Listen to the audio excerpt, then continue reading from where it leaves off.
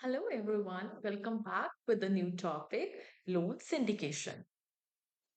So, firstly, let's discuss what is the meaning of loan syndication. Loan syndication refers to the process where a group of lenders, also known as a syndicate, work together to provide a single loan to a single borrower. Loan syndication क्या है? यहाँ पर group of lenders इकट्ठे मिलकर काम करते हैं, land करते हैं एक सिंगल लोन सिंगल बोरोवर के लिए। अब आप सोचेंगे कि कुछ लोग मिलके लोन कैसे दे रहे हैं, क्यों दे रहे हैं? ये क्यों देते हैं? क्योंकि जब कोई प्रोजेक्ट बहुत बड़ा आता है और एक सिंगल लेंडर के हाथ में इतना बड़ा रिस्क लेने का कैपेसिटी नहीं होती है, उस टाइम पर नंबर ऑफ लेंडर्स मिलके एक सिंगल बोरोवर का जो प्रोजेक्ट है उसको मनी लेंड करते हैं। सो इसको हम क्या कहते हैं? Loan syndication. ये इसलिए की जाती है ताकि जो रिस्क है वो डाइवर्सिफाई हो जाए बिटवीन वन और टू पार्टीज, राइट? बिकॉज अगर एक पार्टी के पास रिस्क रहता है तो बड़े प्रोजेक्ट में लॉस होने के चांसेस सिर्फ एक पार्टी के रहते हैं। तो लोन सिंडिकेशन एक ऐसा प्रोसेस है जहां पर रिस्क डाइवर्सिफाई हो जाता है। Syndicate collectively funds the loan, but each lender is responsible only for their portion of the loan amount. जब इकट्ठे मिलके वो लोग फंड प्रोवाइड करते हैं, हर एक जो लेंडर है वो सिर्फ अपने पोर्शन ऑफ लोन अमाउंट के लिए ही रिस्पॉन्सिबल होता है। उसने उतना ही लोन देना है, उसकी उतनी ही लायबिलिटी रहेगी देने की जितनी की उसने भी उस पोर्शन में लिखी हुई है। This method of lending is common in corporate financing, specially for large projects, acquisitions और for company seeking to raise substantial amount of capital. इसका बेनिफिट क्या रहता है? It diversify the risk for the lenders, the ability for borrowers to secure large sum of money and the possibility of more favorable loan terms due to the competitive nature of the syndication process. Now let's understand with an example. Example, there is a project of construction of a new solar power plant. And for this project, there is a need of $1 billion. $1 billion बहुत ही बड़ा amount है। तो इसमें क्या हुआ, एक bank है से बैंक ए ने इस प्रोजेक्ट की नीड को एनालाइज किया, रिस्क को एनालाइज किया, प्रोजेक्ट को एनालाइज किया और एनालाइज करने के बाद उसने बोला, कमिट किया कि हम आपको $300 मिलियन का लोन देंगे। यहाँ पर क्या हुआ, जब उसने $300 मिलियन के लोन की कमिटमेंट करी तो उसने आगे जाकर लोगों से बात करी।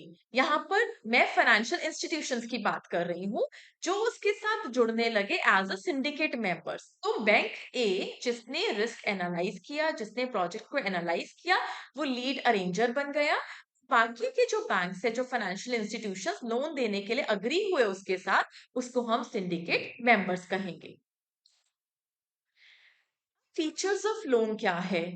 लोन सिंडिकेशन का सबसे पहला फीचर है that is multiple lenders. As I already discussed in the meaning of loan syndication that there are multiple lenders for one loan, for and one single project and one borrower, and the one who take the lead is called a lead arranger। और पिछले example में जैसे bank जो है A for example lead arranger है क्योंकि उसने project को एनालाइज किया। Third one is risk diversification. इसका थर्ड फीचर है रिस्क डाइवर्सिफाई हो जाता है, फाइनेंस ज्यादा आ जाएगा, नेगोशिएट हो जाएंगे टर्म्स। जो टर्म्स नेगोशिएट होती हैं that are accepted by the syndicate members। Flexibility is, terms and conditions जो हैं according to the borrower flexible रखते हैं इसमें। क्योंकि फॉर एग्जांपल एक प्रोजेक्ट को जब आपने लोन दिया, फंड प्रोवाइड किया, तो वो प्रोजेक्ट को टाइम दिया गया कि 1 ईयर तक आप उस प्रोजेक्ट को चलाइए और उसकी रीपेमेंट आफ्टर 1 ईयर आप लोग स्टार्ट करना। तो that is a flexibility. Then next feature is secondary market. अब सेकेंडरी मार्केट फीचर क्या कहता है आपको कि फॉर एग्जाम्पल कोई भी जो सिंडिकेट मेंबर है, अगर वो अपना शेयर जो है किसी उस मार्केट में वो इंटरेस्ट नहीं ले रहा, उस प्रोजेक्ट में वो इंटरेस्ट नहीं ले रहा, तो वो सेकेंडरी मार्केट में अपनी इन्वेस्टमेंट को आगे सेल भी कर सकता है।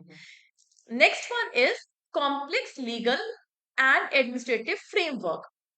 इसका जो लीगल फ्रेमवर्क है वो बहुत ही कॉम्प्लेक्स होता है। कॉम्प्लेक्स इसलिए है because number of lenders are involve in that, तो हर एक की लीगल फॉर्मेलिटीज जो है वो बहुत ज्यादा होती है। Now this loan syndication concept is not limited to India, but it has a global reach. And cost and fees is decided in the terms and conditions of the loan syndication. Next is, what are the types of loan syndication? Mainly there are three types of loan syndication, that is underwritten deal. First one is underwritten deal. Underwritten deal क्या होता है? It is a deal where the lead arranger guarantees the entire loan amount and then sell proportion to other lenders, ensuring the borrower receive full financing regardless of whether the lead arranger can sell all parts of the loan or not.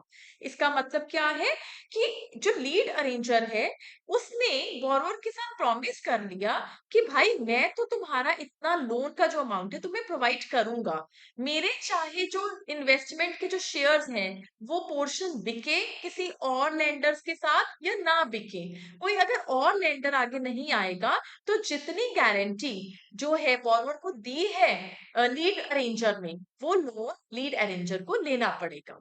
second point is best effort syndication. Best effort syndication में क्या होता है?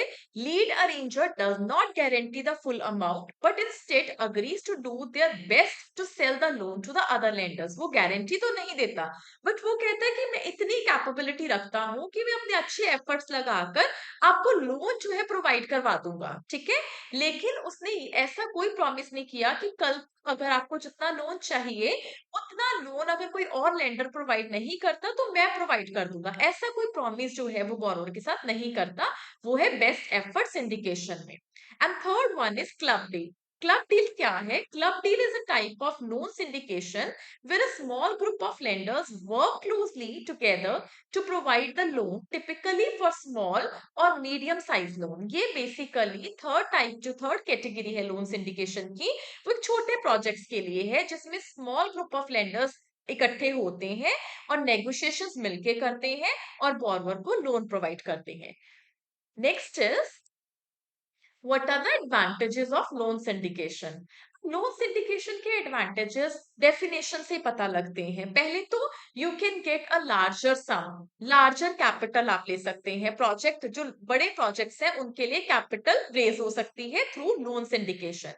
Risk diversify हो जाता है, distribute हो जाता है with number of lenders.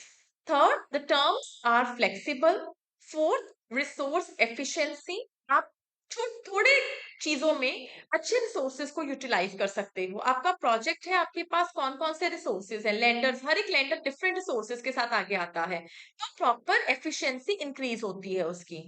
Market access and liquidity. Liquidity, एक सपोज ये सेकेंडरी वाले में भी मैंने आपको बताया था, लिक्विडिटी प्रोवाइड होती है कि अगर एक लैंडर नहीं इंटरेस्टेड है उस प्रोजेक्ट को कंटिन्यू करने के लिए तो ऑप्शन होती है कि आप सेकेंडरी मार्केट में जाके अपने पोर्शन को सेल कर सकते हो, चाहे डिस्काउंट पे सेल करिए, तो ये आपको एक लिक्विडिटी भी प्रोवाइड करता है। Thank you.